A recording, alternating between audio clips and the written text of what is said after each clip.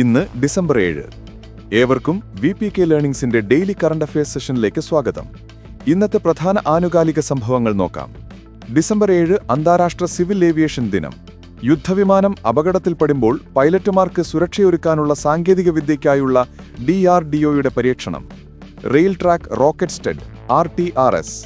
ഫിഫയുടെ പ്രഥമ സമാധാന പുരസ്കാരത്തിനർഹനായ അമേരിക്കൻ പ്രസിഡന്റ് ഡൊണാൾഡ് ട്രംപ്.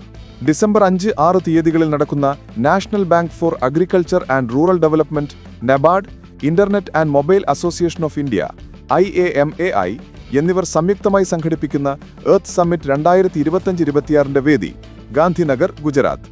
കേന്ദ്ര സർക്കാർ ഭിന്നശേഷി കുട്ടികൾക്ക് നൽകുന്ന പരമോന്നത ബഹുമതിയായ ശ്രേഷ്ഠ ദിവ്യാംഗ് ബാൽ പുരസ്കാരം 2025 ജേതാവ് മുഹമ്മദ് യാസീൻ.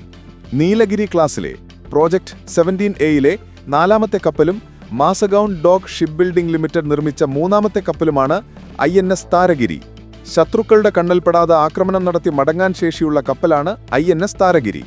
ഉത്തേജക പരിശോധനയിൽ പരാജയപ്പെട്ടതിനെ തുടർന്ന് 16 മാസത്തേക്ക് വിലക്ക് ഏർപ്പെടുത്തിയ ഡിസ്കസ് ത്രോ താരം സീമ പുനിയ.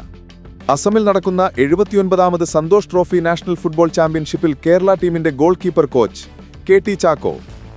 ഇനി ഇന്നലത്തെ ആനുകാലികത്തിൽ നിന്നുള്ള ചോദ്യം: കേരള അഡ്വഞ്ചർ ടൂറിസത്തിന്റെ ബ്രാൻഡ് അംബാസഡർ ആര്?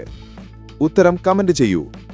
ഇന്നലത്തെ വിജയികൾ: Aaradhya, Aswathy, Aneesha, Thansiya. Aswathy Karthika, Deepak Asha, Sundar, Sunitha PG. Daily current affairs ലഭിക്കാൻ ചാനൽ ഇപ്പോൾ തന്നെ സബ്സ്ക്രൈബ് ചെയ്യൂ.